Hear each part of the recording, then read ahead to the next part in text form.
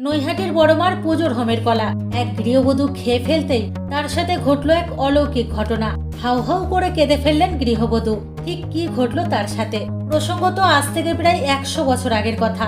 নৈহাটির বাসিন্দা jute mill কর্মী ভবেশ চক্রবর্তী বড়মায়ের এই পুজো শুরু করেছিলেন। শোনা যায় একবার ভবেশবাবু এবং তার বন্ধুরা মিলে নবদ্বীপের রাস উৎসব দেখতে গিয়েছিলেন। সেখানে গিয়ে রাধা গোবিন্দের সব বিশাল আকারের মূর্তি দেখে ভবেশবাবুর চোখে ভেসে ওঠে মা কালীর মূর্তি।